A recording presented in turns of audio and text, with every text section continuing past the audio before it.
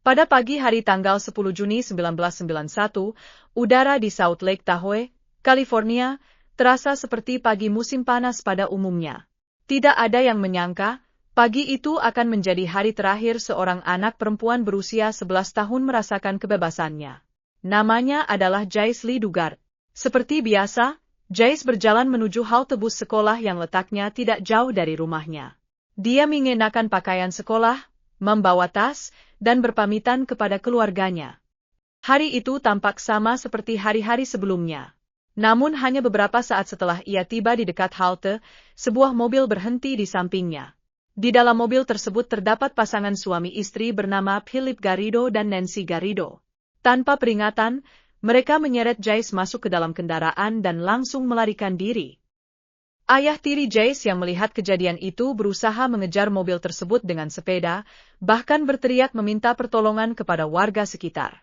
Sayangnya, mobil penculik melaju terlalu cepat hingga menghilang. Dalam hitungan menit, Jace lenyap. Polisi segera bergerak. Helikopter diterbangkan. Anjing pelacak dikerahkan. Ratusan relawan membantu pencarian. Poster bertuliskan, "Missing", dengan wajah Jace dipasang di berbagai tempat. Berhari-hari pencarian dilakukan. Namun hasilnya nihil. Seiring berjalannya waktu, harapan mulai memudar. Bulan berganti tahun. Tahun berganti menjadi hampir 2 dekade. Banyak orang mulai percaya bahwa Jace mungkin sudah tidak lagi hidup. Namun kenyataannya jauh lebih mengerikan. Jace masih hidup. Ia berada sekitar 100 km dari rumah masa kecilnya. Bukan di ruang bawah tanah. Bukan di hutan. Melainkan di sebuah area tersembunyi di belakang rumah penculiknya di kota Antioch, California. Philip Garrido telah menyiapkan area itu agar tidak mudah terlihat dari luar. Di balik pagar tinggi, terpal, dan bangunan sederhana, Jace dipaksa hidup terisolasi dari dunia luar. Jesse tidak bebas pergi kemanapun. Hari demi hari berubah menjadi rutinitas yang sama. Tidak ada sekolah, tidak ada teman, tidak ada keluarga. Tidak ada kehidupan seperti anak-anak lainnya.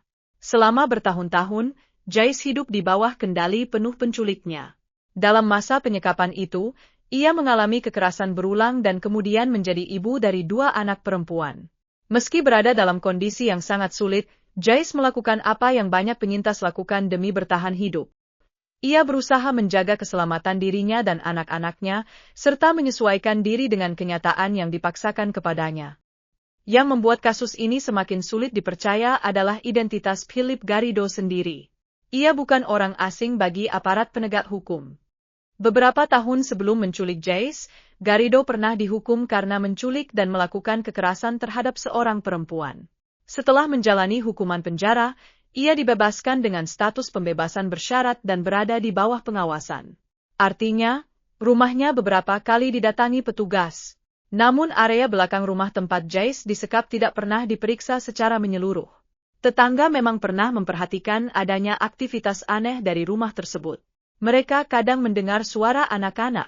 Kadang melihat Garrido membawa berbagai barang ke halaman belakang. Tetapi tidak ada yang benar-benar membayangkan bahwa seorang anak yang selama bertahun-tahun dinyatakan hilang berada di sana. Waktu terus berjalan.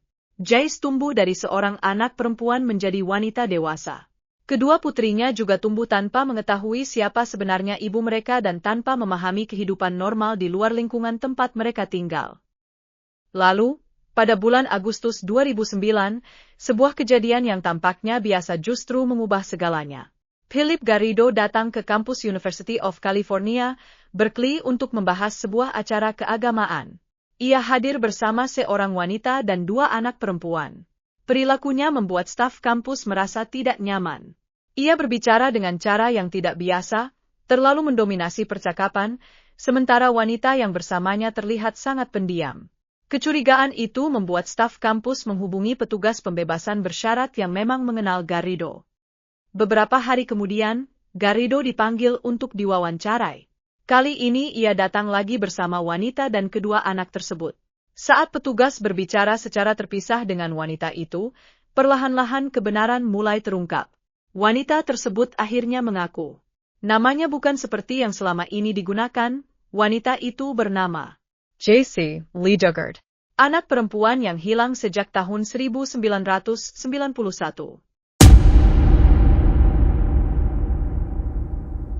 Ruangan itu mendadak hening. Semua orang terkejut. Sudah 18 tahun aparat mencari dirinya. Dan ternyata ia masih hidup. Saat itu Jace telah berusia 29 tahun. Berita penemuannya segera menyebar ke seluruh Amerika Serikat.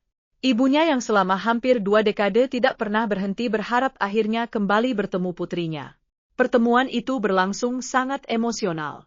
Tak ada kata-kata yang mampu menggambarkan bagaimana rasanya memeluk kembali anak yang selama bertahun-tahun hanya bisa dikenang melalui foto.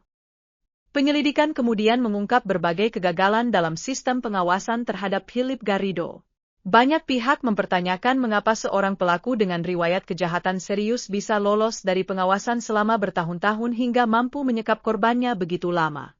Pada tahun 2011, Philip Garrido mengaku bersalah atas berbagai dakwaan, termasuk penculikan dan pemerkosaan. Hakim menjatuhkan hukuman 431 tahun hingga penjara seumur hidup. Hal itu memastikan ia tidak akan pernah bebas lagi. Sementara Nancy Garrido, yang sejak awal membantu proses penculikan dan penyekapan, dijatuhi hukuman 36 tahun hingga penjara seumur hidup. Setelah mendapatkan kembali kebebasannya, Jace memilih tidak hidup dalam bayang-bayang masa lalunya. Ia menulis buku berjudul A Stolen Life, yang menceritakan pengalamannya sebagai penyintas. Ia juga mendirikan Jace Foundation, sebuah organisasi yang membantu para penyintas trauma dan keluarga mereka. Jace tidak ingin dikenal hanya sebagai korban. Ia ingin dikenal sebagai seseorang yang berhasil bertahan.